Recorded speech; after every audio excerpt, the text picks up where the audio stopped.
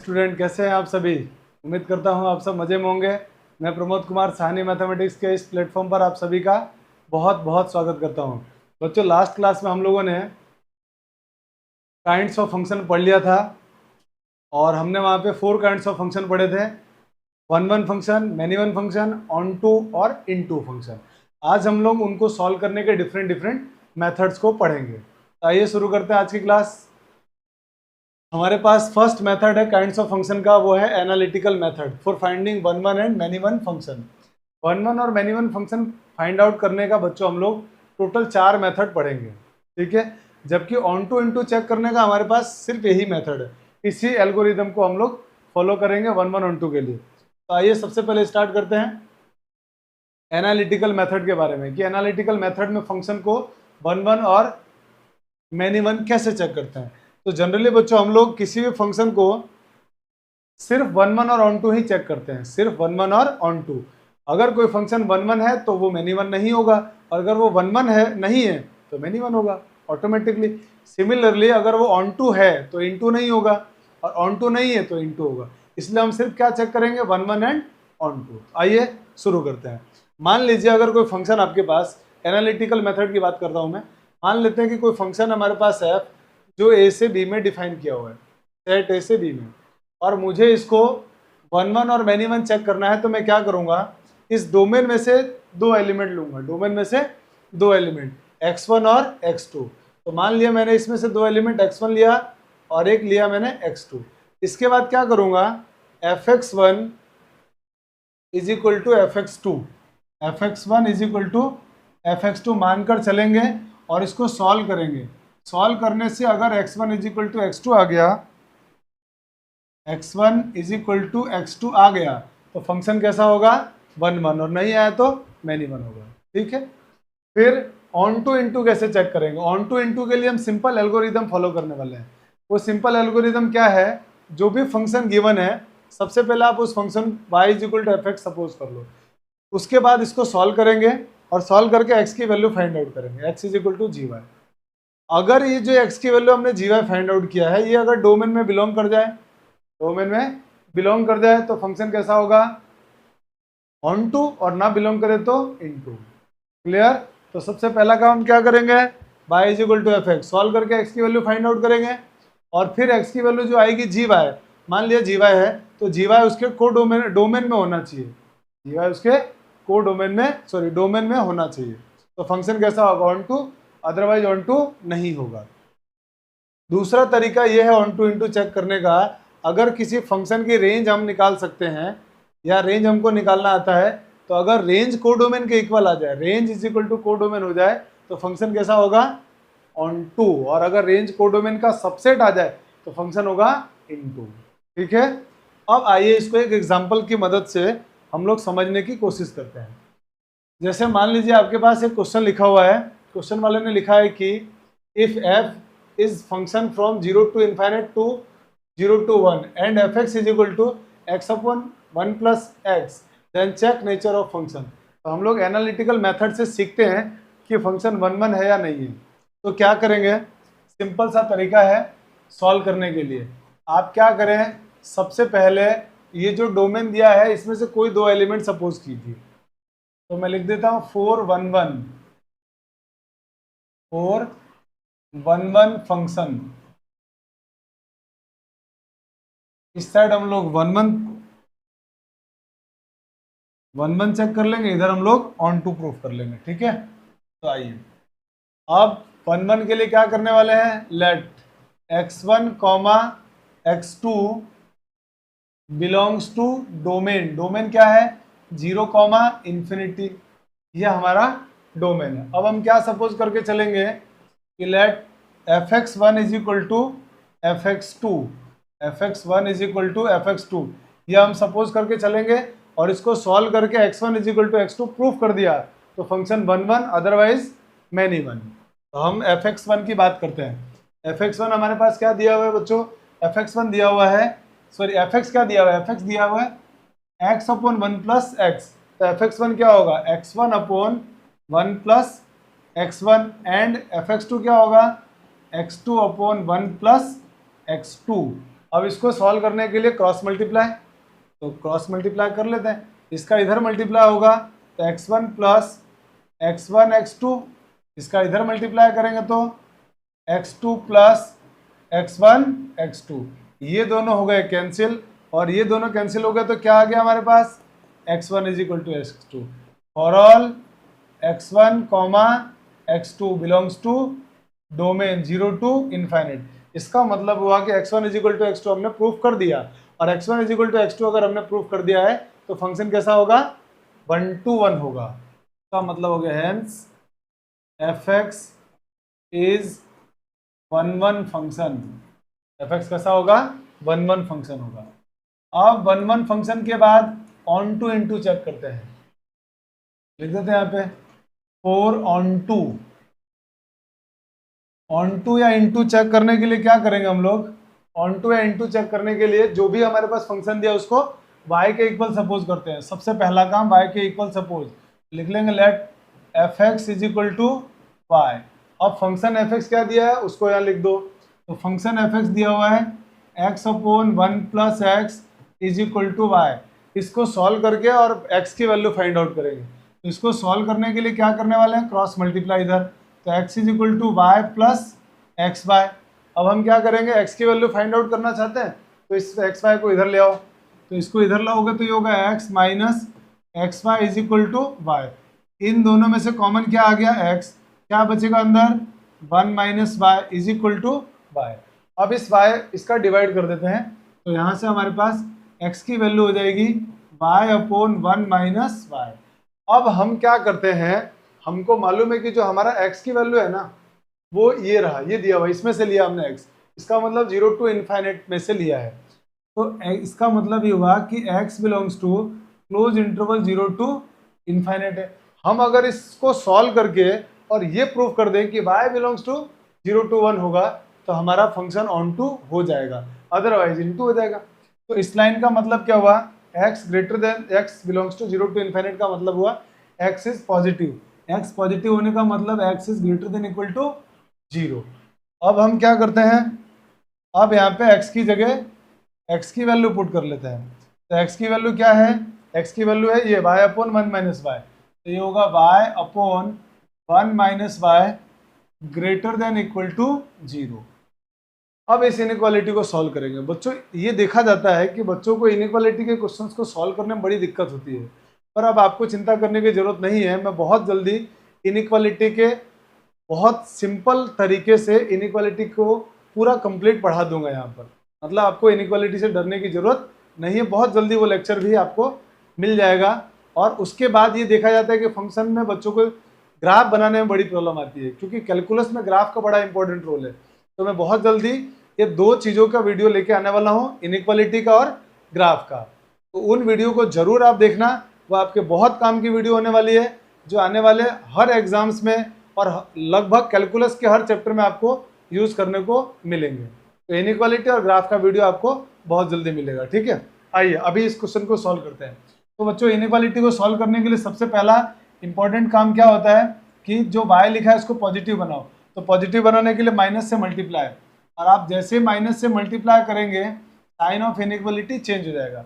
अब इसको सॉल्व करने के लिए क्या करते हैं, x की वैल्यू y की वैल्यू फाइंड आउट करते हैं यहाँ से। तो y की वैल्यू यहाँ से ऊपर वाले से 0, इससे 1, इनको नंबर लाइन पे प्लॉट कर दिया, और 1 पे ओपन इंटरवल मैंने वाइट बॉल बनाया। वाइट बॉल इसलिए बनाया क्योंकि 1 पर फंक्शन अनडिफाइंड है। इसके बाद राइट साइड में प्लस माइनस प्लस, क्योंकि लेस देन का दिया हुआ इसलिए आंसर कौन सा एरिया होगा, नेगेटिव एरिया, ये वाला। और ये एरिया आंसर होगा तो लिख देंगे y बिलोंग्स टू 0 टू 1, और 1 पे ओपन और 0 पे क्लोज, क्योंकि इक्वल टू लगा हुआ है इसीलिए 0 पर ओपन इंटरवल लगा दिया हमने, कोई दिक्कत। और ये जो हमारा जो y की वैल्यू आई 0,1, वही तो ये दिया हुआ है कोडोमेन। इसका मतलब हम कह सकते हैं कि ये किसके इक्वल है, कोडोमेन के इक्वल है। और अगर ये कोडोमेन के इक्वल है इसका मतलब रेंज कोडोमेन के इक्वल आ चुकी है। अरे रेंज ही तो होता है y की वैल्यू, तो रेंज किसके इक्वल आ गई, कोडोमेन के। और रेंज अगर कोडोमेन के इक्वल आ गई तो फंक्शन कैसा होगा, onto. Hence fx is onto function, function कैसा होगा, ऑन टू। ठीक है, तो आई होप कि आपको ये समझ में आया होगा।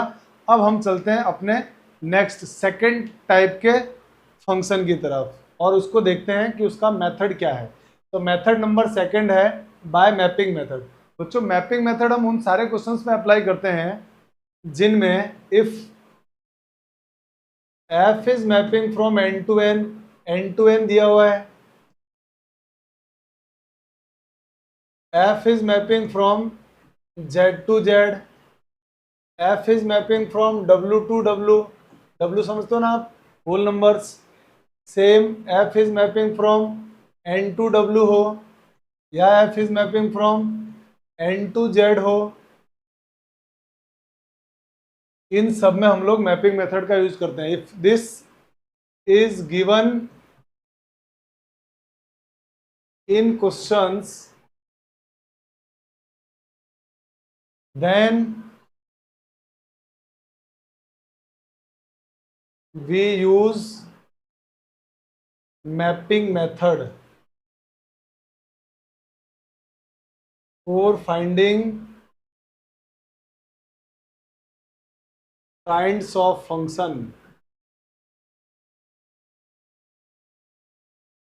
तो इन सारे क्वेश्चंस में हम लोग मैपिंग मेथड का यूज करते हैं। ठीक है, जब ये सब दिया होता है हमारे पास कि f is mapping from n to n, z to z, w to w, मतलब n w z वाले जो क्वेश्चंस होंगे ना उनमें हम लोग मैपिंग मेथड का यूज करेंगे और क्वेश्चन बहुत आराम से बन जाता है।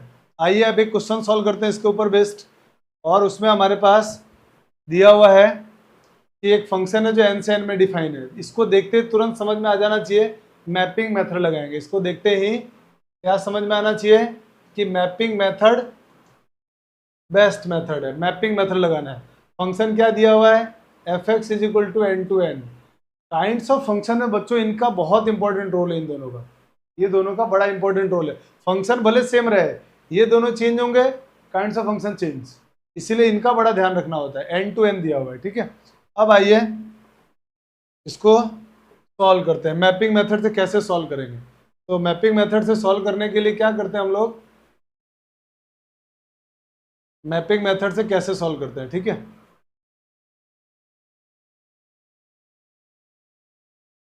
ये मान लेते हैं हमारे पास दो सेट है। अब मैपिंग मेथड का यूज करने के लिए आपको सिंपली क्या करना होता है, यहां से कैपिटल एन इसको बोल दीजिए, इसको कैपिटल एन बोल दीजिए। उसके बाद ये जो आपने लिखे है ना, इसमें आप कुछ नेचुरल नंबर लिख दीजिए, 8-10 नेचुरल नंबर इसमें भर दीजिए। जैसे मान लीजिए मैंने लिखा 1, फिर 2, फिर 3, 4, 5, 6, 7 डॉट डॉट डॉट, ये मैंने कुछ नेचुरल नंबर लिख दिए। सेम इसमें भी 1, 2, 3, 4, 5, 6, 7, 8 डॉट डॉट डॉट, ये मैंने इसमें भी कुछ नेचुरल नंबर भर दिए। अब मैं इनका मैपिंग चेक करता हूँ, तो मैं वैल्यू फंक्शन मेरा f जो है ना वो इसमें डिफाइन है n से n में, तो मैंने यहाँ से x की वैल्यू 1 पुट किया, यहाँ 1 पुट करोगे तो 1 + 1 कितना हो जाएगा 2, तो 1 का इमेज 2, 2 का इमेज 3, फिर 3 यहाँ पुट करोगे तो 3 का इमेज 4, 4 पुट करोगे तो 4 का इमेज 5, 5 का इमेज 6। अब कुछ लोगों को समझ में आ गया कि सर इसका मतलब ये पक्का होगा कि एक एलिमेंट का एक ही इमेज बनेगा। इसका मतलब fx is 1-1 function, fx is 1-1 function, कोई दिक्कत, fx 1-1 फंक्शन। अब ऑन टू इनटू कैसे चेक करेंगे सर, ऑन टू इनटू के लिए अगर कोई ऐसा इधर है जिसको तीर नहीं लगा तो इनटू, एक को भी तीर नहीं लगा तो इनटू फंक्शन। तो अभी तक आगे तो इसको तीर लगते जाएंगे, जैसे 6 रखोगे तो 7, आगे की चिंता नहीं, ये बेचारा बच गया है 1। अब इसको 1 को तीर लगेगा कि नहीं लगेगा, इस बात को हम डायरेक्ट देख के नहीं बोल सकते, चेक करेंगे। तो आइए चेक करते हैं इसको तीर लगेगा या नहीं लगेगा। तो चेक करने के लिए क्या करेंगे, जिसके ऊपर शक हो कि तीर लगेगा या नहीं लगेगा उसको उठाओ और इस फंक्शन के सामने लिख दो। तो इसका मतलब हम क्या लिख देंगे इसके आगे, fx इज इक्वल टू 1, और इसको सॉल्व करके x की वैल्यू निकाल दो। तो fx क्या गिवन है हमारे पास, fx गिवन है x + 1 is equal to 1, implies x की वैल्यू क्या आएगी यहाँ से 0 की वैल्यू 0। इसका मतलब ये हुआ कि 1 को तीर कौन मारेगा, जब इधर 0 होगा। और आप बोलोगे कि इधर 0 तो नहीं दिया हुआ है सर, और अगर इधर 0 नहीं दिया हुआ इसका मतलब 1 को तीर नहीं लगेगा। 1 को तीर नहीं लगेगा इसका मतलब फंक्शन कैसा हो गया, ऑन टू नहीं हुआ, into, hence fx is into function. ठीक है, आई होप कि ये क्वेश्चन आपको समझ में आया होगा। आइए नेक्स्ट क्वेश्चन करते हैं इस पर। अब नेक्स्ट क्वेश्चन हमारे पास है कि z is function f is given by z to z and fx is equal to x square plus x, then check function is which kinds of function. तो मुझे इसको देखते ही पहली बात क्लिक कर गई कि sir mapping method z to z बोल रहा है, इसका मतलब आप मैपिंग मेथड लगा दीजिए। मैपिंग मेथड लगाएंगे, फिर उसके बाद देखूंगा मैं फंक्शन क्या दिया हुआ है, एक्स स्क्वायर प्लस एक्स। तो मैं क्या करूंगा इसके लिए, सबसे पहले तो मैपिंग मेथड बनाने के लिए मैंने यहाँ पर कुछ ऐसे बना दिए गोले, और एक गोला मैंने इधर भी बना दिया। ठीक है, इन दोनों गोलों के अंदर भरने वाला हूं मैं एलिमेंट। एलिमेंट कौन से भरूंगा मैं, जेड के एलिमेंट, जेड भरूंगा। जेड, जेड समझते हो आप, जेड माने सेट ऑफ इंटीजर नंबर्स। अब इंटीजर नंबर्स आप कहोगे कि इसमें सर पॉजिटिव भी होते हैं, नेगेटिव भी होते हैं और जीरो भी होता है, तो भर दो। हम जीरो से भरना शुरू करते हैं, तो पॉजिटिव नंबर भी इसमें कुछ भरेंगे और कुछ नेगेटिव नंबर भी भरेंगे। तो मान लेते हैं कि मैंने नेगेटिव नंबर ऊपर भरा, -1, -2, -3, dot dot dot dot A. इधर भी कुछ नंबर भर दिया मैंने, 1, 2, 3, डॉट डॉट डॉट। इधर भी नंबर भर देते हैं, -1, -2, -3, डॉट डॉट डॉट, और इधर 1, 2, 3। ऐसे हमने इसमें नंबर भरे। अब इनका मैपिंग चेक करेंगे। तो मैपिंग चेक करने के लिए हमारे पास जो फंक्शन गिवन है वो फंक्शन है fx is equal to x square plus x. हम सबसे पहले सबसे आसान आदमी को पकड़ते हैं, कमजोर शिकार कौन है, तो सबसे कमजोर शिकार है जीरो। जीरो लिख दो इसमें, जीरो की मैपिंग, तो यहाँ x की जगह जीरो पुट करोगे, आंसर कितना आएगा, जीरो। रख के देख, रख के क्या देखना है, तो बहुत सिंपल है यार। तो इसमें रख दिया हमने जीरो का इमेज जीरो। फिर उसके बाद आसान नंबर -1, -1 रख के देख लो। चलो -1 में लिख के दिखा देता हूँ आपको। तो -1 रखोगे फंक्शन में, तो f ऑफ x की जगह -1 रखा, तो -1 का स्क्वायर, -1 x की जगह -1, -1 का स्क्वायर 1, 1 - 1 इक्वल टू 0। इसका मतलब -1 का इमेज भी क्या आ गया, 0। तो इसका मतलब आपको बात समझ में आ गई कि इस z के दो एलिमेंट का एक ही इमेज आ गया, दो जनों का एक ही इमेज आया। इसका मतलब क्या हुआ, hence fx is 1 1 function, 1 1 function. ये हो गया 1 1 फंक्शन। तो पहली बात तो हमने प्रूफ कर दिया 1 1। अब आते हैं ऑन टू होगा कि इनटू होगा सर। तो ऑन टू इनटू के लिए आप क्या करते हैं, अपन बाकी के नंबर भी चेक करते हैं। जैसे मैंने x की जगह 1 पुट किया, तो यहाँ 1 पुट करोगे तो क्या इमेज आएगा 1 का, 2। आराम से आप रख के देख लेना। अब मुझे आगे की चिंता किए बिना मुझे 1 दिखा कि सर 1 को तीर नहीं लगा, तो मैं तुरंत 1 को चेक करूंगा कि इसको तीर लगेगा या नहीं लगेगा। तो चेक करने के लिए क्या करेंगे, अभी मैंने आपको बताया चेक करने के लिए जो भी फंक्शन दिया हुआ है उसको उसके इक्वल में 1 को पुट कर दो, 1 को उठाओ और फंक्शन के सामने लिख दो। इसका मतलब x square plus x, fx यही तो दिया हुआ है, और इज इक्वल टू 1। सॉल्व करके x की वैल्यू निकालो। तो सॉल्व करने के लिए 1 को उधर ट्रांसफर कर दिया, x square plus x minus 1 equal to 0। यहाँ से x की वैल्यू निकाल लेते हैं। तो x की वैल्यू जब यहाँ से निकालेंगे तो x की वैल्यू क्या क्या आने वाली है हमारे पास, -1 plus minus under root b square minus 4ac -1 upon 2। तो x की वैल्यू हो जाएगी यहाँ से -1 plus minus under root, solve करेंगे तो ये कितना होगा, √5/2। और ये कैसा नंबर आ गया, इरेशनल नंबर आ गया। और इरेशनल नंबर आ गया, इसका मतलब ये हुआ कि ये जो नंबर है वो इस जेड में बिलोंग नहीं करेगा। और अगर ये जेड में बिलोंग नहीं करेगा, इसका मतलब ये, सॉरी, ये जेड में बिलोंग नहीं करेगा। जेड में बिलोंग नहीं करने का मतलब ये हुआ कि 1 को तीर नहीं लगेगा, और 1 को तीर नहीं लगेगा इसका मतलब क्या हो गया, hence function fx is into function, into function. I hope कि ये सवाल भी आपको समझ में आया होगा। बहुत बढ़िया और बहुत सिंपल है। अब आते हैं आगे नेक्स्ट क्वेश्चन की तरफ। नेक्स्ट क्वेश्चन में बच्चों दिया हुआ है f is mapping from n to n। यहाँ क्वेश्चन में करेक्शन है, ये n टू n की जगह Z होगा, ठीक है, Z, यहाँ करेक्शन कर लीजिएगा, Z, f, let f is mapping from Z be defined by this, function ये डिफाइन किया हुआ है, फंक्शन डिफाइन करके दिया है कि आपको n-1/2 यूज करना है फंक्शन, कब, जब n की वैल्यू ऑड हो, और -n/2 यूज करना है जब n की वैल्यू इवन लेते हो, for all n belongs to, यहाँ भी n लिखा हुआ है, इसकी जगह भी z कर देना, n बिलोंग्स टू z, ठीक है। इंटीजर नंबर से इंटीजर नंबर, देखते हैं इसको समझ में आ गया कि मैपिंग मेथड लगाना है। अब मैपिंग मेथड लगा लेते हैं, देखिए, तो मैपिंग मेथड के लिए मैं कुछ सर्कल ऐसे बना देता हूं मैं, तो थोड़ा बड़ा कर लेते हैं अपन, इसके बाद एक और सर्कल बना लेते हैं हम यहाँ, तो कलर चेंज कर लिया हमने, और अब हम क्या करते हैं, इसके अंदर एलिमेंट लिख देते हैं। अब एलिमेंट Z दिया हुआ है, तो Z एलिमेंट लिखना है अपन को, तो आ जाइए Z लिखते हैं, इधर भी Z, इधर भी Z। अब हम क्या कर रहे हैं, इसमें एलिमेंट लिख रहे हैं, तो एलिमेंट Z में 0, -1 अभी लिखा था हमने, -2, -3 डॉट डॉट डॉट, इसके बाद 1, 2, 3, 4 डॉट डॉट डॉट, सेम यहाँ भी 0, 1, माइनस का 2, -3 डॉट डॉट डॉट, इधर 1, 2, 3 डॉट डॉट डॉट। अब हम इनका चेक करते हैं कि ये क्या हो रहा है इनके साथ। तो सबसे पहले मैंने क्या किया, 0 को रखा, तो मानते हो 0 जो लिखा हुआ है वो इवन नंबर में काउंट होता है, तो 0 में यहाँ लिखूंगा तो आंसर क्या आने वाला है, 0, इसका मतलब 0 का इमेज 0 होगा, 0 का इमेज 0। अब मैं एक काम करता हूँ, 1 लिखता हूँ, तो यहाँ जैसे 1 लिखूंगा तो 1 मानते हो ऑड नंबर है, तो ऑड नंबर होने पर कहाँ रखना फंक्शन, ये वाला यूज करना है। जैसे मैंने 1 लिखा तो 1 - 1 0, 0/2 0, इसका मतलब 1 का इमेज भी क्या आ गया, 0। और इन दोनों को देखते ही तुरंत समझ में आ गया कि फंक्शन कैसा है, मैनी टू वन है। इसका मतलब क्या हो गया, हेंस क्लियर हो गया हमारे पास कि पहला point fn is many to one, many one function, ये कैसा फंक्शन होगा, मैनी वन।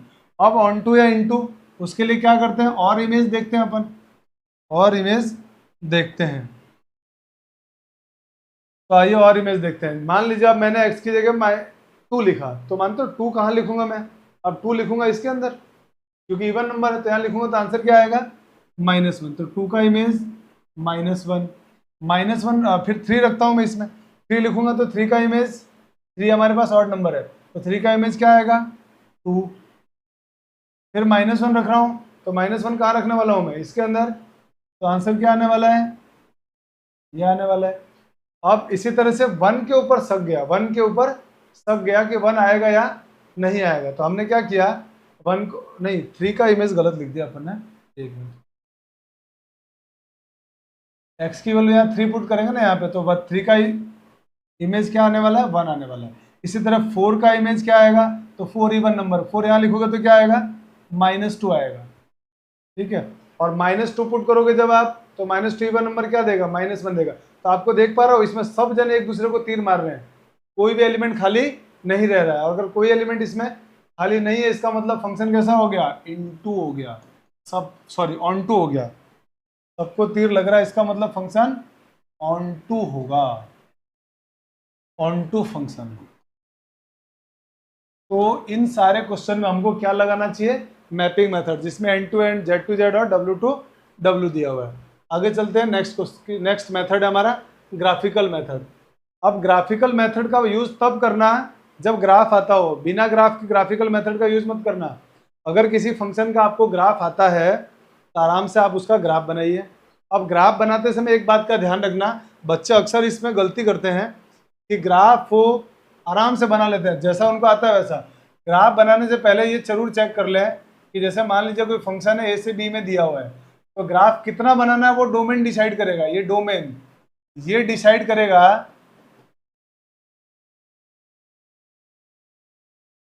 कि ग्राफ कितना बनेगा।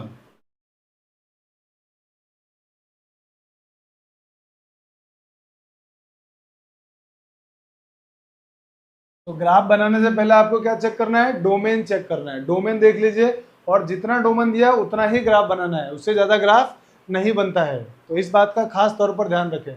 अब करना क्या है, मान लीजिए किसी फंक्शन का आपको ग्राफ आता है तो ग्राफ बनाइए, और ग्राफ बनाने के बाद एक्स एक्सिस के पैरेलल लाइन ड्रॉ करिए। एक्स एक्सिस के पैरेलल लाइन, अगर एक्स एक्सिस के पैरेलल लाइन उस ग्राफ को एक पॉइंट पे कट करे, केवल एक पॉइंट पे, तो फंक्शन 1 1, और अगर एक से ज्यादा पॉइंट पे कट करे तो मैनी टू 1 होगा। क्लियर? तो कैसा होगा? Many to 1। अब बात है कि sir onto into कैसे चेक करेंगे? अगर ग्राफ की हाइट माने रेंज कोडोमेन के इक्वल आ गई तो फंक्शन ऑन टू, और रेंज कोडोमेन के इक्वल नहीं आई तो फंक्शन इन टू हो जाएगा। ठीक है, अब हम कुछ क्वेश्चन करते हैं जो ग्राफ पर बेस्ड है हमारे पास। ठीक है, तो मैं सबसे पहला क्वेश्चन जो इसमें कर रहा हूं वो ये है, मेरे पास क्वेश्चन है कि मान लीजिए if f is mapping from 0 to pi to -1 to 1 and fx is equal to sin x is which kinds of function? Which kinds of function? ये आपको मान लीजिए पता लगा के बताना है कि कैसा फंक्शन होगा। तो सभी को sin x का ग्राफ तो सभी को आता होगा, तो हम क्या करेंगे, इसको देख के फंक्शन को डिसाइड कर लिया कि हमको इसका ग्राफ तो आता है। अब ग्राफ आता है ये बात मालूम पड़ने के बाद तुरंत डोमेन को चेक किया, इसका डोमेन है 0 से पाई, तो sin x का ग्राफ बनाना है लेकिन सिर्फ 0 से पाई में, तो ग्राफ बना देते हैं 0 से पाई में। तो sin x का ग्राफ 0 से पाई में कुछ इस तरह का बनता है, ऐसा, ये जगह 0 और ये जगह पाई, और ये जो टॉप जो इसकी वैल्यू होती है ना, ये वाली टॉप हाइट, ये वाली ये होती है 1, टॉप हाइट होती है इसकी 1, तो ये टॉप हाइट इसकी आ गई हमारे पास 1, और यहाँ पे y की वैल्यू होती है 0। अब आपको इस जो ग्राफ बनाया है ना, इस ग्राफ को x एक्सिस के पैरेलल लाइन कितनी बार कट करेगी? तो आप कहोगे कि सर क्लियर दिख रहा है कि x एक्सिस के पैरेलल लाइन इस ग्राफ को 2 बार कट कर रही है, माने एक से ज्यादा बार कट कर रही है, इसका मतलब क्लियर हो गया, hence fx is on many one function, fx is many one function. अब बात करते हैं दूसरा, ऑन टू या इन टू। अच्छा, इसमें एक समस्या आती है बच्चों के, बच्चे क्या करते हैं, जैसे यहाँ से लो सर हमने यहाँ से ग्राफ खींचा, अब बताओ लाइन तो काटी नहीं। अरे भैया लाइन को कटवाना है, इससे ऊपर से नहीं बना देना है, नीचे से लाइन ऐसी ड्रॉ करनी है एक्स एक्सिस के पैरेलल जो इसको कट करे। तो एक्स एक्सिस के पैरेलल लाइन इसको कितनी बार कट करेगी वो चेक करना है आपको। तो एक्स एक्सिस के पैरेलल लाइन एक बार कट करती है तो फंक्शन 1 1, और एक से ज्यादा बार कट करती है तो मैनी 1 हो जाएगा। तो अभी फंक्शन कैसा हो गया? मैनी 1। अब ऑन टू है या इन टू है, उसके लिए क्या चेक करेंगे? रेंज। तो इस फंक्शन की रेंज देखो क्या है, अगर किसी फंक्शन का ग्राफ आता है तो उस ग्राफ की हाइट चेक कर लीजिए, वही रेंज होगी। तो इस ग्राफ की हाइट क्या हो रही है, देखो यहाँ से यहाँ तक, और यहाँ से यहाँ तक हाइट कितनी है? 0 से 1। तो इस फंक्शन की रेंज कितना आ गया? क्लोज इंटरवल 0,1, और इसकी रेंज क्या दी हुई है? डोमेन कोडोमेन क्या दिया हुआ है? -1 to 1। इसका मतलब ये जो वैल्यू आ रही है रेंज, वो -1 से 1 के इक्वल नहीं होती है, माने कोडोमेन के इक्वल नहीं है रेंज, और रेंज कोडोमेन के इक्वल नहीं है। इसका मतलब क्या हो गया? fx is into function. तो आई थिंक कि आपको ये सवाल समझ में आया। अब मैं इसी क्वेश्चन में मामूली सा चेंजेस करता हूँ, देखिए एकदम माइनर सा चेंजेस कर रहे हैं हम लोग। क्वेश्चन है हमारा अगला कि if f is mapping from -π/2 to π/2 -1 to 1 and function अभी मैं फिर वही ले रहा हूँ, fx is equal to sine x. और आपको पता लगाना है कि किस तरह का फंक्शन है, विच काइंड्स ऑफ फंक्शन। तो हम क्या करते हैं, फिर से साइन एक्स को देखते ख्याल आ गया कि इसका तो ग्राफ आता है, अगर इसका ग्राफ आता है तो ग्राफ बना लेते हैं। पर इसको फिर देखा हमने, ये क्या दिया? -π/2 से +π/2। इसका मतलब साइन एक्स का ग्राफ बनाएंगे लेकिन सिर्फ -π/2 से +π/2 के बीच। तो बनाते हैं ग्राफ साइन एक्स का। तो साइन एक्स का ग्राफ होता है पूरा कुछ ऐसा, पर हमको ग्राफ सिर्फ कितना लेना है? -π/2 से प्लस π/2 के बीच का, ये वाला ग्राफ लेना है। यानी हमारे काम का जो ग्राफ है वो ग्राफ ये वाला है, ये ग्राफ है, ये ग्राफ हमारे काम का है। अच्छा, ये जो हाइट होती है ना टॉप, ये होता है -1 और ये होता है 1। तो हमारे काम का सिर्फ कौन सा ग्राफ है? ये वाला ग्राफ है, जो मैंने ये येलो लाइन के बीच में जो ग्राफ आ रहा है, ये वाला ग्राफ जो मैंने येलो लाइन से बनाया, ये वाला, ये ग्राफ हमारे काम का। इधर वाला ग्राफ नहीं, क्योंकि हमको इतना ही ग्राफ बनाना है। अब जब हमने ये ग्राफ इतना जो बनाया है, अब इस ग्राफ को एक्स एक्सिस के पैरेलल लाइन आप कटवाओ, कितनी बार कट करेगी? तो आप कहीं से भी पैरेलल लाइन ड्रॉ कर लो, कहीं से भी पैरेलल लाइन ड्रॉ कर लो। जैसे मान लीजिए यहाँ से ड्रॉ किया, यहाँ से ड्रॉ करो, या यहाँ से ड्रॉ करो, है ना। इसको मैं मिटा ही देता हूँ, कंफ्यूजन ना रहे, इससे बेटर होगा कि इसको हटा ही देता हूँ। इसको भी हटा देते हैं, तो ताकि हमको मालूम पड़े कि हाँ यही सिर्फ हमारा ग्राफ था, इतना हिस्सा। ठीक है, तो ये ग्राफ है। तो अब आप कहीं से भी लाइन ड्रॉ कर लो, पैरेलल लाइन एक्स एक्सिस के, तो आप कहोगे सर इसको ये एक बार ही कट कर रहा है। देखो ग्राफ को एक बार ही कट कर रहा है, एक बार ही कट कर रहा है, इसका मतलब कैसा हो गया? Hence fx is 1 function. fx कैसा फंक्शन हो गया? 1। अब अगर ये 1 फंक्शन हो गया तो ऑन टू इंटू कैसे चेक करेंगे? ऑन टू इंटू चेक करने के लिए अभी मैंने आपको बताया, अगर किसी फंक्शन का ग्राफ आता है तो उसकी हाइट चेक कर लो, उसकी हाइट ही उसकी रेंज होती है। तो हाइट देखो, ये ग्राफ की हाइट ये रहा, -1 to 1। इसका मतलब इसकी रेंज कितनी हो गई? इसकी रेंज हो गई है -1 to 1, और यही इसका कोडोमेन भी है। देखो ध्यान से, कोडोमेन भी -1 to 1 दिया हुआ है। इसका मतलब ये फंक्शन कैसा हो गया? Onto. Hence fx is onto function. और अगर ये ऑन टू फंक्शन है तो जो फंक्शन 1 और ऑन टू दोनों होता है वो फंक्शन बाइजेक्टिव होता है, ऐसा हमने प्रूव किया है। हमने पढ़ा है पिछले लेक्चर में कि ऐसा फंक्शन कैसा होता है? बाइजेक्टिव। और जो फंक्शन बाइजेक्टिव होता है, इनवर्स सिर्फ उसी फंक्शन का पॉसिबल होता है। तो इस बात को याद रखना, अगर कोई फंक्शन 1 प्लस ऑन टू होता है दोनों, तो फंक्शन कैसा होता है? बाइजेक्टिव। उसको क्या बोलते हैं? बाइजेक्टिव। और अगर वो बाइजेक्टिव फंक्शन है तो बाइजेक्टिव फंक्शन का ही इनवर्स पॉसिबल होता है। यह हमारा अगला चैप्टर है, इनवर्स ट्रिग्नोमेट्रिक फंक्शन। वहां और जानेंगे कि इनवर्स कब पॉसिबल होता है, जब फंक्शन बाइजेक्टिव हो और 1 1 2 होगा तो बाइजेक्टिव कहलाता है ना। तो ये हमारे को, ये हमने क्वेश्चन सॉल्व कर लिया। अब आगे चलते हैं नेक्स्ट क्वेश्चन की तरफ। नेक्स्ट मेथड है हमारा फोर्थ वाला। फोर्थ मेथड है हमारे पास by differentiation method. Differentiation method से क्वेश्चन को कैसे सॉल्व करेंगे? अगर किसी फंक्शन का डिफरेंशिएशन आपको आता है या फंक्शन डिफरेंशिएबल है तो आप उसको डिफरेंशिएट कीजिए आराम से, और डिफरेंशिएट करने के बाद ये बात बिल्कुल सुनिश्चित कीजिए कि वो जो फंक्शन है वो स्ट्रिक्टली, मतलब बिल्कुल जो फंक्शन की वैल्यू आ रही है वो पॉजिटिव है या नेगेटिव है। माने जो फंक्शन आया उसको डिफरेंशिएट करो, और डिफरेंशिएट करने के बाद ये देखो कि फंक्शन पॉजिटिव है या नेगेटिव है। ऑलवेज पॉजिटिव है, ऑलवेज नेगेटिव होना चाहिए। कंडीशनली पॉजिटिव नेगेटिव नहीं होना चाहिए। कंडीशनली पॉजिटिव नेगेटिव होगा तो फंक्शन मैनी टू वन हो जाएगा, और अगर हमेशा पॉजिटिव है वो तो कैसा बनेगा? इनटू 1 फंक्शन बन जाएगा। ठीक है, कैसा बन जाएगा? 1 1। तो यही बात यहाँ लिखा हुआ है कि if f is continuous function then derivative f dash x is greater than 0, derivative f dash x is greater than 0 और derivative f dash x is less than 0 always। या तो फर्स्ट डेरिवेटिव हमेशा 0 से बड़ा माने पॉजिटिव होना चाहिए या नेगेटिव होना चाहिए, कंडीशनली नहीं, या नहीं होना चाहिए। या तो पॉजिटिव या नेगेटिव, पॉजिटिव या नेगेटिव होगा तो फंक्शन कैसा होगा?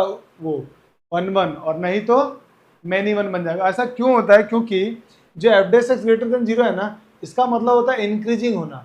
और अगर कोई फंक्शन इंक्रीजिंग है, मान लीजिए कोई फंक्शन इंक्रीजिंग है, जब आप उसका ग्राफ बनाएंगे ना तो ऐसा कुछ ग्राफ आएगा, लेफ्ट से राइट जाते समय ऊपर की तरफ जाता हुआ फील आएगा आपको, और आपको देख के लग रहा होगा कि इस फंक्शन को एक्स एक्सिस के पैरेलल लाइन एक बार ही कट करेगी, मतलब 1 1 है, इसीलिए हमने ये बात लिखी है। और ये हम पढ़ेंगे इंक्रीजिंग डिक्रीजिंग के अंदर, माने एओडी में। अगला, अगर कोई फंक्शन मान लीजिए डिक्रीजिंग है, जैसे ये ग्राफ बना डिक्रीजिंग का, ये ग्राफ मैंने बनाया, तो आपको देख के समझ में आ रहा है एक्स एक्सिस की पैरेलल लाइन इस ग्राफ को एक बार ही कट कर सकती है, इसीलिए फंक्शन कैसा होगा 1 1। तो वहां से हमने ये कंसेप्ट यहाँ पे अप्लाई किया है कि अगर कोई फंक्शन का डेरिवेटिव पॉसिबल है तो उसको डिफ्रेंशिएट कीजिए, और अगर वो 100% पॉजिटिव या नेगेटिव है तो फंक्शन 1 1 होगा, और अगर कंडीशनली पॉजिटिव नेगेटिव आता है तो फंक्शन मैनी 1 होगा। तो आइए अब इसको समझते हैं अपन एक एग्जाम्पल की मदद से। मान लीजिए हमारे पास एग्जाम्पल लिखा हुआ है, क्वेश्चन में लिखा हुआ है f is mapping from R to R and f x is equal to x cube minus x plus 1 is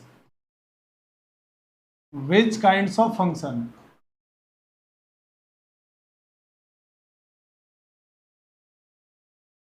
which kinds of function, आपको पता लगाना है कि ये किस तरह का फंक्शन होगा।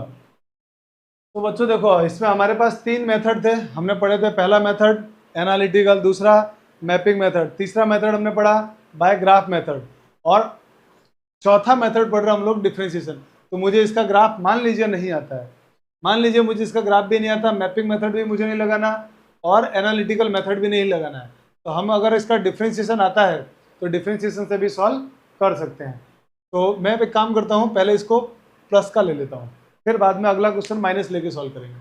तो जैसे ये मान लीजिए क्वेश्चन है, तो पहला इसका अगर डिफरेंशिएशन आता है तो मैं इसका डिफरेंशिएशन करके सॉल्व करूँगा। तो आइए मैं इसका डिफरेंशिएशन कर रहा हूँ। तो फंक्शन गिवन है f x is equal to x cube plus x plus 1, इसका डेरिवेटिव किया मैंने एफ डैश एक्स, तो डेरिवेटिव हो गया 3x स्क्वायर प्लस एक्स। अब इसको 3x square plus 1, sorry x का 1 हो गया और 1 का 0। अब मैं इसको देखता हूँ कि ये पॉजिटिव है कि नेगेटिव है। तो आप कहेंगे कि सर किसी का स्क्वायर हमेशा पॉजिटिव होता है, और पॉजिटिव को 3 से मल्टीप्लाई करेंगे तब भी पॉजिटिव, और उसमें 1 ऐड करेंगे तो भी पॉजिटिव। इसका मतलब ये जो आपने लिखा है ये हमेशा क्या रहने वाला है, पॉजिटिव। तो एफ डैश एक्स कैसा हो गया, हमेशा पॉजिटिव, और एफ डैश एक्स अगर हमेशा पॉजिटिव है तो इसका मतलब क्या हो गया, hence f x is 1 1 function. ये कैसा हो गया, 1 1 फंक्शन। अब आप बोलोगे सर ये 1 1 तो आपने बता दिया, ऑन टू इंटू कैसे चेक करेंगे। तो बच्चों ऑन टू इंटू भी बहुत आसान है। थोड़ा अगर आपका फंक्शन थोड़ा बहुत अगर 11th में पढ़ा होगा आपने, तो आपको पता होगा ये पॉलिनोमियल फंक्शन है, और पॉलिनोमियल फंक्शन भी ऑड डिग्री का है, ऑड डिग्री पॉलिनोमियल। और बच्चों ऑड डिग्री पॉलिनोमियल की रेंज होती है R, odd degree polynomial function की रेंज कितनी होती है, आर। तो इसका मतलब इस पॉलिनोमियल की डिग्री की इसकी रेंज कितनी हो जाएगी, आर। तो सेकंड हमने लिख दिया कि इस फंक्शन का रेंज आ गया है आर, और आप ध्यान से देख पा रहे हो इसका कोडोमेन भी कितना दिया हुआ है, आर। और अगर कोडोमेन भी आर है तो एक रेंज किसके इक्वल आ गया, कोडोमेन के। और कोडोमेन अगर रेंज के इक्वल आती है तो फंक्शन कैसा होता है हमारे पास, कोडोमेन अगर रेंज के इक्वल आने पर फंक्शन ऑन टू हो जाता है। इसका मतलब हो गया hence f x is onto function. Clear. तो आई होप कि ये क्वेश्चन आपको समझ में आया होगा। अब हम चलते हैं आगे नेक्स्ट क्वेश्चन की तरफ। नेक्स्ट एक और क्वेश्चन सॉल्व करते हैं। F is mapping from R to R and f x is equal to x cube minus x, then check fx is which kinds of function, which kinds of function of function। तो आइए इसको check करते हैं कि fx किस तरह का function होगा। तो बच्चों इसको चेक करने के लिए हम फिर से वही ग्राफ की डिफरेंशिएशन का हेल्प लेते हैं। तो सॉल्व करते हैं, आइए। तो डिफरेंशिएशन सबसे पहले 1 1 चेक करेंगे कि 1 1 है या नहीं है। तो फंक्शन क्या दिया हुआ है, f x is equal to x cube minus x, इसका डिफ्रेंशिएशन कर देते हैं। तो डिफ्रेंशिएशन करने पर आएगा f dash x is equal to 3x² minus 1। अब इसको देखते हैं कि ये पॉजिटिव हमेशा है या कभी पॉजिटिव और कभी नेगेटिव है। तो उसके लिए क्या किया मैंने, इसमें मैंने x की जगह सबसे पहले पुट कर दिया 0। तो जैसे 0 पुट करूंगा तो 3 into 0² minus 1 which is -1। And next F dash x की जगह मैंने 1 पुट किया आपकी बार, तो क्या होगा 3 into 1² minus 1 is equal to 2। तो ये -1 नेगेटिव और 2 कैसा आ रहा है, पॉजिटिव। इसका मतलब जो ये हमारा एफ डैश एक्स है वो कभी तो पॉजिटिव होता है और कभी नेगेटिव होता है, हमेशा स्ट्रिक्टली पॉजिटिव या स्ट्रिक्टली नेगेटिव नहीं हो रहा है। इसका मतलब फंक्शन कैसा हो गया, इसका मतलब हो गया हमारे पास hence f x is many one function, many one function, f x is many one function.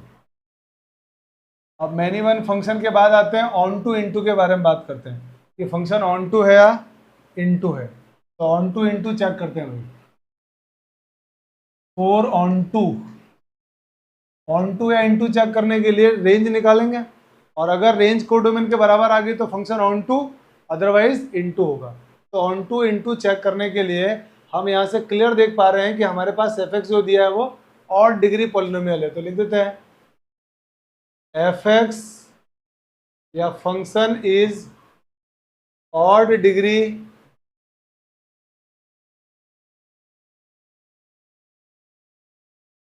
Polynomial. और ऑड डिग्री पॉलिनोमियल होने की वजह से रेंज कितना हो जाएगा इसका, आर, क्योंकि ऑड डिग्री पॉलिनोमियल फंक्शन की रेंज आर होती है और इसका कोडोमेन भी क्या दिया हुआ आर। तो रेंज इज इक्वल टू क्या आ गया, कोडोमेन।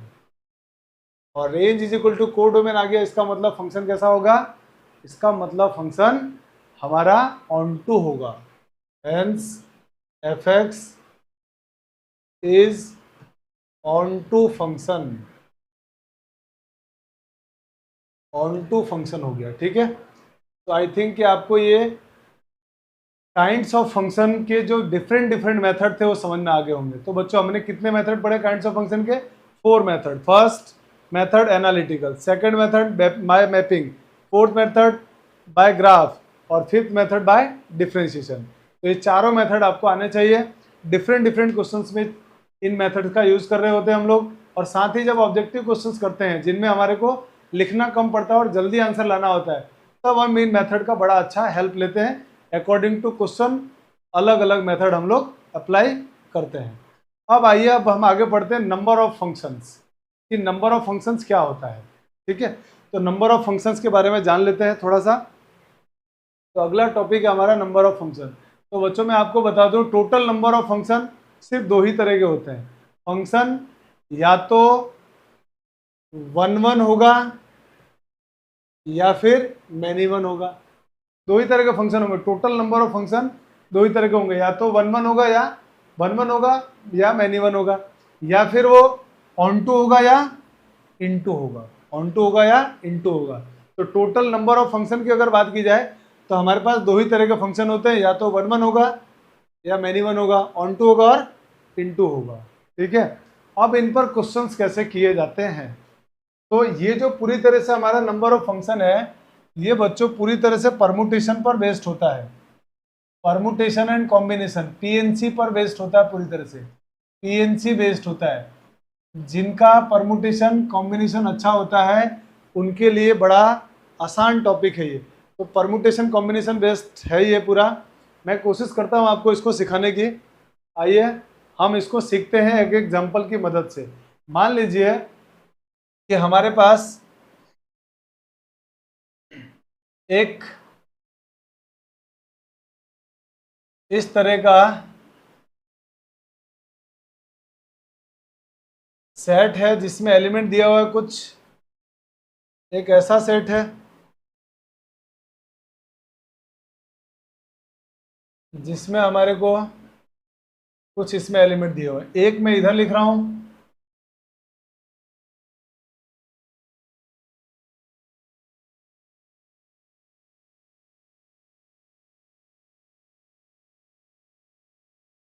ठीक है, एक मैंने यहाँ लिख दिया और एक मैं इधर डायग्राम और बना देता हूँ।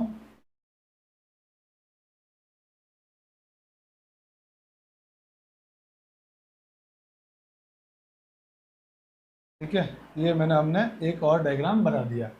अब हम इसमें एलिमेंट लिखते हैं और समझने की कोशिश करते हैं कि टोटल नंबर ऑफ फंक्शन कितने होंगे। मान लीजिए एक सेट है हमारे पास ए, ये सेट है बी, ये सेट ए है और ये सेट बी है। ये हमारा सेकंड एग्जांपल और ये फर्स्ट एग्जांपल है।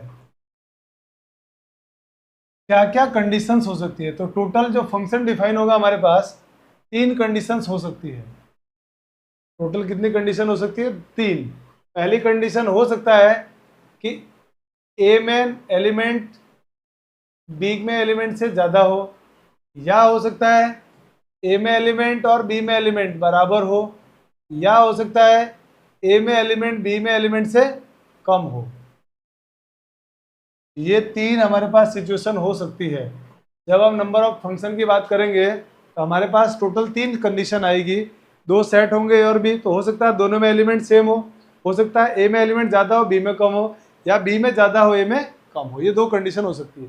तो मान लीजिए हमारे पास कि मैंने पहला सेट लिखा जिसमें एलिमेंट 1 2 3 4 5 और इसमें है A B C D E, दोनों में सेम एलिमेंट। अब मान लेते हैं ये first second third fourth fifth और इसमें एलिमेंट है A B C, 3 he element है मान लेते हैं। ठीक है, ये हमारे पास, या एक और लिख दो चाहो तो आप, 4 एलिमेंट है और हम total number of element total number of function निकालना चाहते हैं। तो बच्चों आपको फंक्शन की डेफिनेशन आई थिंक याद होगा कि कोई भी रिलेशन फंक्शन कब होता है? जब सेट ए का हर एलिमेंट बी के किसी न किसी एलिमेंट से रिलेट करे और एक एलिमेंट का बी के एक ही एलिमेंट से रिलेशन बनना चाहिए, इसके एक एलिमेंट का इसके 2 एलिमेंट से रिलेशन नहीं बनना चाहिए। तो उस बात को समझते हैं और जानते हैं कि नंबर ऑफ फंक्शन क्या आएगा। तो मानते हो फर्स्ट वाले एलिमेंट जो है ना, इसके पास कितनी चॉइस है रिलेशन बनाने की? तो आप कहोगे सर इसके पास 5 चॉइस है, 5 में से किसी में से भी रिलेशन बना ले। तो टोटल नंबर ऑफ फंक्शन की बात कर लेते हैं। टोटल नंबर ऑफ फंक्शन, तो इसके पास चॉइस क्या है कि 5 में से किसी के पास से भी रिलेशन बना ले 5 तरीके से। इसके पास क्या चॉइस है कि 5 में से किसी को भी तीर मारे, इसके पास भी 5 चॉइस है टोटल, तो इंटू 5। फिर इसके पास भी 5 और इसके पास भी 5 और अगले वाले के पास भी 5। तो मानते हो ये आ गया हमारे पास टोटल नंबर ऑफ फंक्शन। तो कितना हो गया? 5 की पावर 5। कोई दिक्कत इसमें? अब आते हैं सेकंड एग्जांपल में। सेकंड एग्जांपल में अगर बात करें कि इसमें कितना होगा, तो इसमें जो टोटल नंबर ऑफ फंक्शन होंगे, टोटल नंबर ऑफ फंक्शन, तो टोटल नंबर ऑफ फंक्शन इसमें क्या होंगे? इसके पास कितनी चॉइस है रिलेशन बनाने की? 4 चॉइस है। पहले एलिमेंट के पास 4, इधर वाला कोई भी एलिमेंट खाली नहीं रहना चाहिए। तो हमारे पास इसके पास चॉइस कितनी है? 4 में से किसी के साथ रिलेशन बना ले, 4 फैक्टोरियल 4।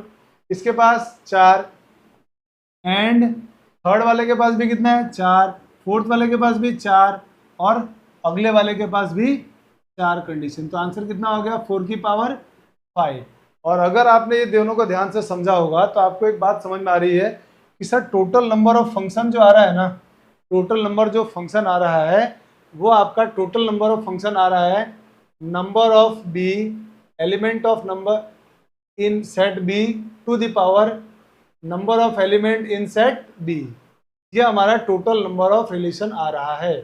बी में जितने एलिमेंट है उनकी पावर में एक एलिमेंट, क्योंकि इसमें 5 एलिमेंट, इसमें भी 5 एलिमेंट, तो 5 की पावर 5। इसमें 4 एलिमेंट और इसमें 5, तो 4 की पावर 5। तो बच्चों टोटल नंबर ऑफ फंक्शन निकालना आसान हो गया।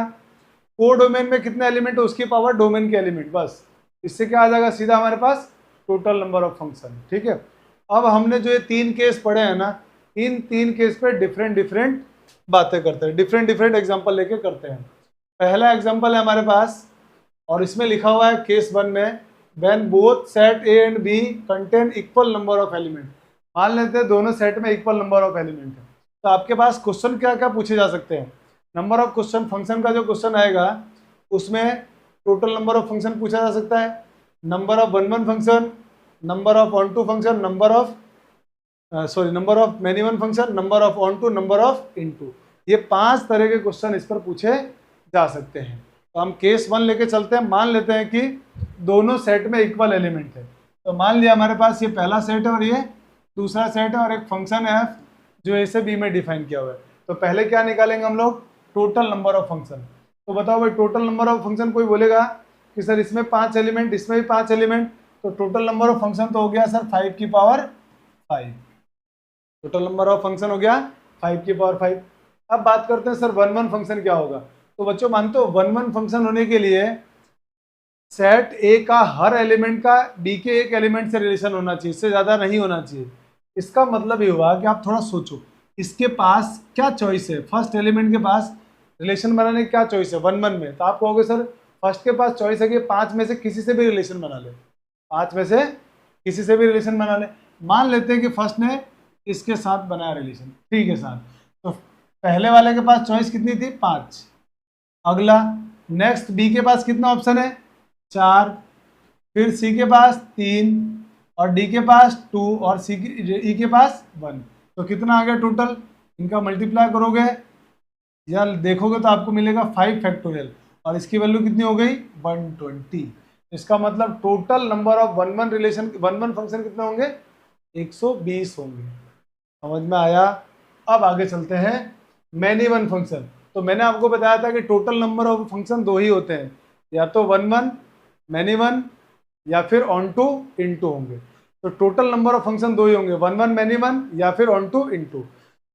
तो अगर मैंने वन वन फंक्शन निकाल लिया है और मुझे मैनी वन फंक्शन निकालना है, तो मैं क्या करूंगा, टोटल में से वन वन को माइनस कर दूंगा। तो मेरा आंसर क्या हो जाएगा यहाँ पे, total minus number of one one function, one one function.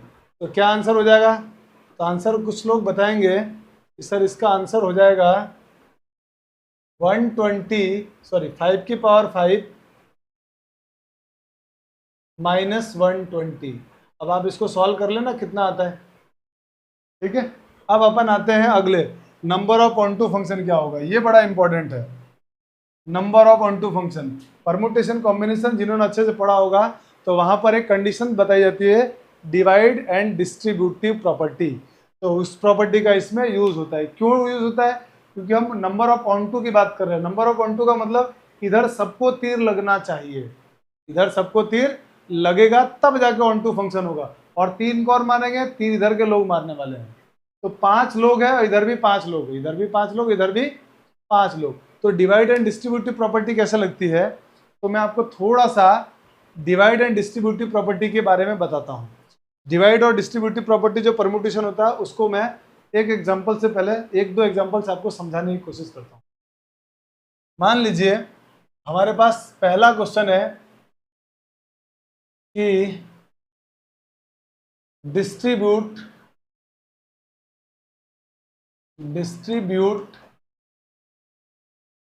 Suppose कर लेते हैं कि 5 चॉकलेट्स हैं, 5 chocolates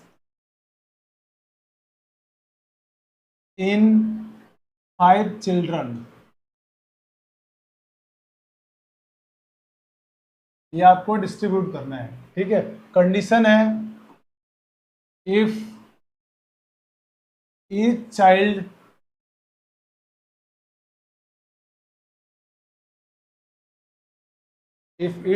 get at least 1 chocolate, कम से कम 1 चॉकलेट एक बच्चों को मिलना ही चाहिए। 5 चॉकलेट 5 बच्चों में बांटना है। तो बांटने का क्या तरीका होगा, तो कुछ लेंगे। सर पहला चॉकलेट के पास क्या चॉइस है, पहली चॉकलेट के पास चॉइस है कि 5 में से किसी भी बच्चे को मिल जाए। तो आंसर क्या होगा, आंसर होगा पहले बच्चे के मिलने के तरीके, चॉकलेट 5 चॉकलेट में से कोई भी दे दो। फिर अगले वाले बच्चे के पास क्या चॉइस है, 4 बच्चे बचे हैं ना, और 4 चॉकलेट है। तो इसका मतलब अगले वाले बच्चे के पास चॉइस कितनी है, 4। उन 4 में से कोई भी एक चॉकलेट दे दो। फिर अगले वाले के पास 3, उसके पास 2 एंड 1। तो आंसर कितना आएगा 120। ये कब आया, ये डिस्ट्रीब्यूटिव कब आया? जब इक्वल इक्वल का केस था, चॉकलेट भी फिक्स थी और बच्चे भी फिक्स थे। अब आइए सेकंड क्वेश्चन करते हैं, जिसमें हमारे पास नंबर ऑफ एलिमेंट डिफरेंट होंगे। अब मान लो मैंने लिखा डिस्ट्रीब्यूट 5 चॉकलेट्स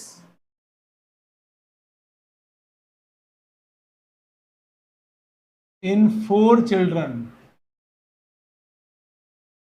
सेम वही कंडीशन है हमारे पास, if each child gets at least 1, कम से कम एक बच्चे को चॉकलेट मिलनी ही चाहिए। तो पहले बात तो यह है कि हमारे पास 5 चॉकलेट है और 4 बच्चों में बांटनी है। 5 चॉकलेट है और 4 बच्चों में बांटनी है। तो पहला ख्याल तो क्या आएगा कि सर बांटने की कंडीशन को डिसाइड कीजिए कि चॉकलेट बांटना कैसे है। चॉकलेट बांटते समय इस बात का ध्यान रखना है, एक भी चॉकलेट बचनी नहीं चाहिए। तो आपके दिमाग में तुरंत ख्याल आया कि सर इसका मतलब ये हुआ कि 2 चॉकलेट एक बच्चे को जरूर मिलेगी, तभी जाके 5 चॉकलेट को 4 बच्चों में डिवाइड करेंगे। तो कैसे डिस्ट्रीब्यूट करेंगे? सॉल्यूशन करते हैं इसका। सॉल्यूशन ये है कि 5 चॉकलेट से हमारे पास 4 बच्चों में बांटना है, तो एक बच्चे को किसी को 2 चॉकलेट मिलेगी। तो मान लेते हैं पहले वाले को 1 मिला, दूसरे वाले को 1 मिला, तीसरे वाले को 1 मिला और चौथे वाले को 2 मिल गया। इसके अलावा कोई ऑप्शन नहीं है हमारे पास। तो अब इसको डिस्ट्रीब्यूट कैसे करेंगे? पहले डिवाइड करते हैं फिर डिस्ट्रीब्यूट। तो अभी हमने ये क्या किया, हमने हमारे दिमाग में जो कंडीशन चल रही थी उसको लिखा कि काम करते हैं, एक एक एक एक 2 दे दो, 3 बच्चों को 1 1 दे दो और एक को 2 दे दो। तो आंसर क्या आएगा हमारे पास? अब आंसर की तरफ चलते हैं। टोटल 5 चॉकलेट को डिवाइड करना था 5 फैक्टोरियल। पहले वाले बच्चे को 1 चॉकलेट दिया हमने, फिर दूसरे को 1 फैक्टोरियल, 1 फैक्टोरियल, फिर उसके बाद 1 फैक्टोरियल, ठीक है। इसके बाद फिर 2 फैक्टोरियल, दूसरे वाले को 2 दिया। अच्छा, इसके बाद ये तीनों रिपीट हो रहे हैं, इसी वजह से क्या आएगा? 3 फैक्टोरियल और आएगा। ये जो हमारे पास आया है ना, ये सिर्फ डिवाइड किया हमने, ये सिर्फ डिवाइड किया। समझ में आया क्या किया मैंने? 5 चॉकलेट बांटने के तरीके फैक्टोरियल 5, और क्या क्या पैकेट बनाया अपन ने? 1 1 1 के।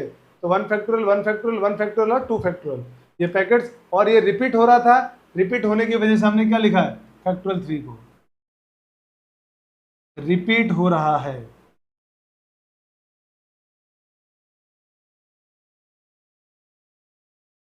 रिपीट होने की वजह से, रिपीट कौन हो रहा है? 1 के रिपीट होने की वजह से 3 फैक्टोरियल आया है, ठीक है।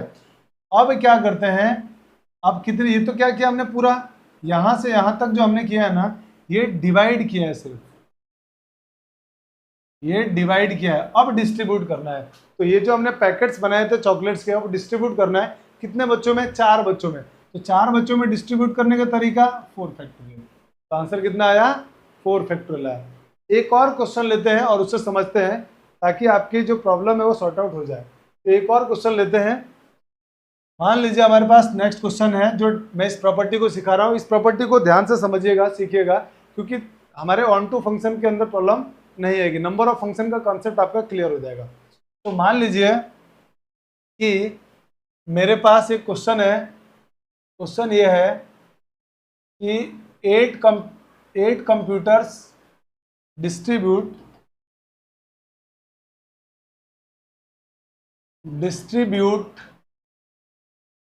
8 computers in 5 schools, 5 different schools, 5 different schools. If each school gets at least 1 computer, कम से कम एक स्कूल को एक कंप्यूटर तो मिलना ही चाहिए। तो सबसे पहला काम देखिए, 8 कंप्यूटर है और 5 डिफरेंट स्कूल्स में डिवाइड करना है, डिस्ट्रीब्यूट करना है। तो पहला काम क्या करेंगे हम लोग इसको, तो पहला काम आप कहेंगे कि इसको सर डिवाइड कर लीजिए। तो इसको डिवाइड कर लेते हैं अपन। तो 8 कंप्यूटर्स है, 8 कंप्यूटर्स का हम लोग डिवाइड करते हैं। तो कैसे डिवाइड करेंगे, 5 स्कूल में डिवाइड करना है। तो पहले वाले को 1 मिल जाए, दूसरे वाले को 1 मिल जाए, फिर इसको 1 मिल जाए, ठीक है, और इसको भी 1 मिल जाए और इसको 4 मिल जाए। देखिए 8 को हमने 5 लोगों में बांट दिया, ये हो सकता है। या फिर कुछ लोग कहेंगे इस तरह एक काम कीजिए, पहले वाले 5 स्कूलों में बांटना है ना, आप केस बनाइए ऐसे, पहले वाले को 1 मिला, दूसरे वाले को 1 मिला, तीसरे वाले को 1 मिला, और इसको 2 और इसको 3 मिल गया। या फिर सर आप एक काम कर सकते हैं, इसको ऐसे बांटिए कि 8 कंप्यूटर को 5 स्कूलों में बांटना है ना, तो एक काम कीजिए, पहले वाले को दे दीजिए 1, दूसरे वाले को 1, और जो बाकी बच गए उनको 2-2 दे दीजिए, हो गए 8 को। इसके अलावा कोई केस पॉसिबल नहीं है, टोटल 3 केस पॉसिबल है। तो या तो ये वाला केस बनेगा, या ये बनेगा, या ये बनेगा। बीच में और आने पे क्या लगाते हैं हम लोग, प्लस लगाते हैं। तो जैसे 8 कंप्यूटर्स को बांटना था, तो हमारा आंसर क्या होने वाला है, आंसर होगा 8 कंप्यूटर को बांटना था, इसीलिए 8 फैक्टोरियल डिवाइडेड बाय कितने हमारे पास सेम पेयर आ गए, 1 1 1 1 1 1 1 1 और 4। तो लिख दूं मैं क्या, मैं 1 को 4 बार मल्टीप्लाई करो या फिर 1 की पावर 4 लिख दूं, चलेगा ना। और सेम नेक्स्ट 4 फैक्टोरियल, ये इसकी वजह से आया। अब मान तो ये रिपीट हो गया 4 बार, और 4 बार रिपीट हुआ इसीलिए इंटू 4 फैक्टोरियल। ये तो क्या हुआ है हमारे पास, सिर्फ डिवाइड हुआ है, सिर्फ क्या हुआ है, डिवाइड। अब डिस्ट्रीब्यूट करना है, डिस्ट्रीब्यूट कितने लोगों में करना है, 5 में। तो 5 में डिस्ट्रीब्यूट करने के तरीके 5 फैक्टोरियल। या फिर अगला केस आप क्या बना सकते हो, 8 कंप्यूटर को डिस्ट्रीब्यूट करना था, फैक्टोरियल 8 डिवाइडेड बाय 1 कितनी बार आ रहा है, 3 बार, तो 1 की power 3 into 2 factorial into 3 factorial, ये जो लिखा हुआ है। इसके बाद आप बोलोगे कि सर इसमें ये 3 बार रिपीट हो रहा है इसीलिए 3 फैक्टोरियल, 3 बार रिपीट हो रहा है इसीलिए 3 फैक्टोरियल आ जाएगा। ये फैक्टोरियल लिखा है ना, तो ये हो जाएगा हमारे पास 1 फैक्टोरियल, और ये 3 फैक्टोरियल इसके रिपीटेशन की वजह से। और बांटना कितने में, 5 लोगों में, तो 5 फैक्टोरियल। या फिर 8 कंप्यूटर्स को डिस्ट्रीब्यूट करना था, तो फैक्टोरियल 8 अपॉन ये 2 बार 1 आ रहा है, तो 1 फैक्टोरियल का स्क्वायर, 2 बार 3 बार 2 आ रहा है, तो 2 फैक्टोरियल का क्यूब। अब मान तो ये 2 बार रिपीट हुआ, इसकी वजह से 2 फैक्टोरियल, ये 3 बार रिपीट हुआ, इसकी वजह से डिवाइडेड बाय 3 फैक्टोरियल। और बांटना कितने लोगों में था, 5 लोगों में, तो आंसर कितना आया, 5 फैक्टोरियल। ये है डिवाइड एंड डिस्ट्रीब्यूटिव रूल्स की प्रॉपर्टी। आई थिंक समझ में आया होगा आपको। अब हम करते हैं हमारा जो क्वेश्चन था, तो हमारा क्वेश्चन क्या था, उस क्वेश्चन में आते। तो हमारा क्वेश्चन ये था कि 5, इधर भी 5 है, इधर भी 5 है, तो पता 5 लोगों को 5 बच्चों को 5 चॉकलेट बांटनी है, 5 चॉकलेट को 5 बच्चों में। बांटने के तरीके क्या होगा, पहले वाले को 5 दे दीजिए, दूसरे वाले को 4, फिर तीसरे बच्चे के पास 3 में से कोई भी, और उसके बाद 2, उसके बाद 1, मैंने आंसर हो जाएगा 120। भाई पहले वाले पहले चॉकलेट को बांटने के कितने तरीके थे, 5 में से किसी एक को दे दो। फिर चौथे चॉकलेट, दूसरे चॉकलेट के पास कितने चॉइस है, 4 में से किसी एक को दे दो। तीसरे वाले के पास 3 में से किसी एक को, दूसरे वाले को 2 में से किसी एक को, और एक के लिए फिर एक ही बच गया। तो आंसर कितना आ गया, 120। तो number of onto function क्या होगा, वही टोटल में से total function minus number of onto function, तो इससे इनटू फंक्शन आ जाएगा। टोटल फंक्शन था 5 की power 5 minus number of onto function कितना आया, 120। यह हमारा आंसर हो गया। कैलकुलेट कर लेना, आपका आंसर आ जाएगा।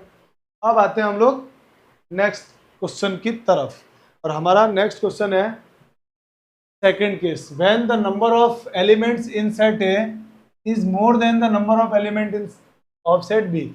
ए में एलिमेंट की संख्या बी में एलिमेंट से ज़्यादा होगा। ए में बी के कंपैरिजन में एलिमेंट कैसे होंगे, ज़्यादा होंगे। तो मान लिया हमने कि एक सेट ए है जिसमें 5 एलिमेंट है, सेट बी है जिसमें हमारे पास टोटल 4 एलिमेंट है, ठीक है। तो आइए इसको सॉल्व करते हैं। तो पहला क्वेश्चन तो वही टोटल नंबर ऑफ फंक्शन, तो total number of the function आराम से कह दोगे कि सर 4 की पावर 5, उधर 4 एलिमेंट है, 4 की पावर 5। अब आते हैं नंबर ऑफ 1 1 फंक्शन। तो नंबर ऑफ 1 1 फंक्शन के लिए आप कहोगे कि सर पहले वाले के पास एक चॉइस, एक जना एक को 4 चॉइस, दूसरे वाले के पास 3, तीसरे वाले के पास भी 3। देखो पहले वाले के पास 4 चॉइस, पहला वाला 4 में से किसी एक को तीर मार लेगा। दूसरे वाले के पास दूसरे वाले के पास 3 और तीसरे वाले के पास 2 और चौथे वाले के पास 1 और किसी 4 ने 3 मारा तो मान लो ये तो बाकी रह गया, ये किसको तीर मारेगा? अगर मान लीजिए इसने इसको तीर मारा, इसने इसको मारा, इसने इसको मारा और इसने इसको मारा, 1-1 बना रहे हैं ना हम, 1-1, एक जना एक को तीर, तो इसने तो बेचारे ने किसी को तीर ही नहीं मारा। और अगर ये गलती से भी इसको तीर मार दे, किसी एक को भी मार दे, तो ये तो मैनी वन हो जाएगा। इसका मतलब ये हुआ कि जब सेट ए में एलिमेंट ज़्यादा होते हैं और सेट बी में एलिमेंट कम होते हैं, when number of element in set A is more than number of element in set B, then number of 1-1 function is 0। उस केस में 1-1 फंक्शन नहीं बनेगा, इधर ज्यादा होने पे 1-1 फंक्शन नहीं बनेगा। समझ में आ गई बात? तो अब हमारे पास मैनी वन फंक्शन कितना होगा? वही 4 की पावर 5, 0 माइनस कर दिया इसमें से। अब आते हैं number of onto function के बारे में। तो number of onto function के बारे में बात करते हैं बच्चों। तो देखो 5 चॉकलेट, फिर से वही कहानी, डिवाइड एंड डिस्ट्रीब्यूट। इसको मान लीजिए कि क्या है, हमारे पास चॉकलेट है और इधर क्या है, सारे बच्चे हैं।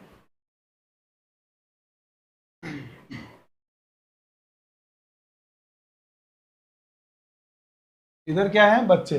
तो 5 चॉकलेट को 4 बच्चों में बांटना है। तो 5 चॉकलेट को 4 बच्चों में बांटने के लिए क्या करेंगे हम लोग? पहले वही डिस्ट्रीब्यूटिव 1 1 1 और इसको दे दीजिए सर 2, यही होगा हमारा डिस्ट्रीब्यूशन। तो अब इसको डिवाइड तो कर दिया हमने कि 1 1 1, किसी 3 को तो दे दो 1 1 और एक को दे दो 2। तो आंसर क्या होगा? 5 चॉकलेट्स को डिवाइड करना था, 5 फैक्टोरियल। 1 कितनी बार आ रहा? 3 बार।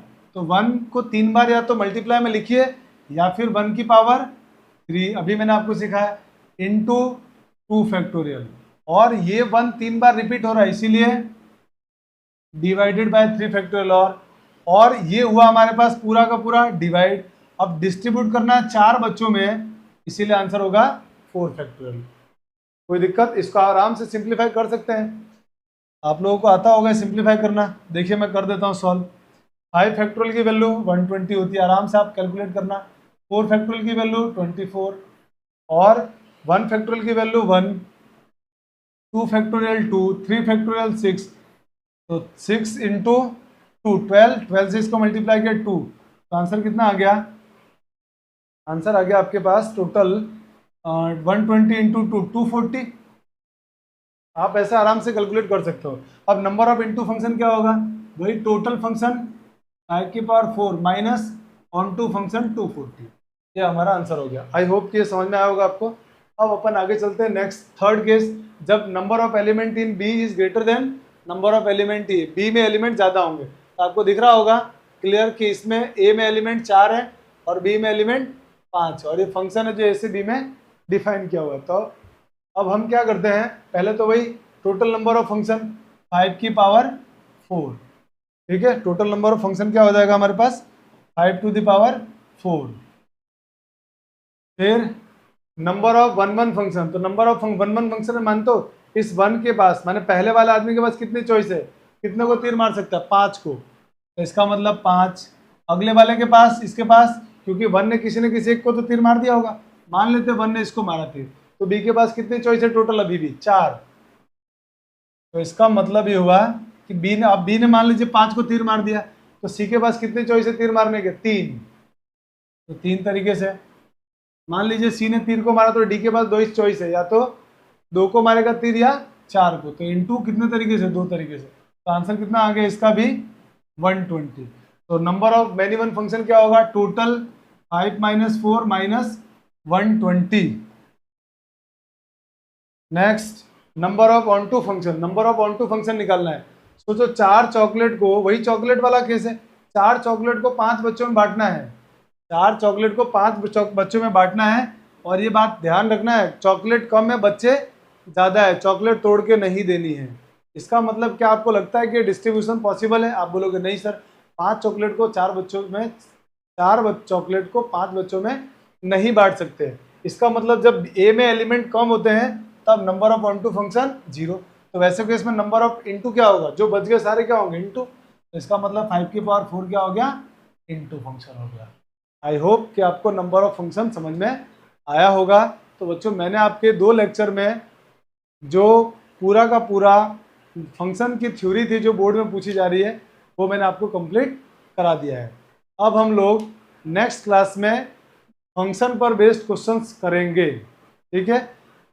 तो मैं आप लोगों के लिए जब इतनी मेहनत कर रहा हूँ तो आप लोगों से मेरी एक गुजारिश है कि चैनल को ज़्यादा से ज़्यादा बच्चों तक शेयर कीजिए और उनको सब्सक्राइब करवाइए, ठीक है, ताकि बहुत सारे जो ज़रूरतमंद बच्चे हैं जो जिनके पास अच्छे टीचर नहीं पहुंच पा रहे हैं उन तक ये कंटेंट पहुंचे और वो इसका लाभ उठा सके, ठीक है। तो मिलते हैं नेक्स्ट क्लास में। Thanks for watching my video. जय हिंद।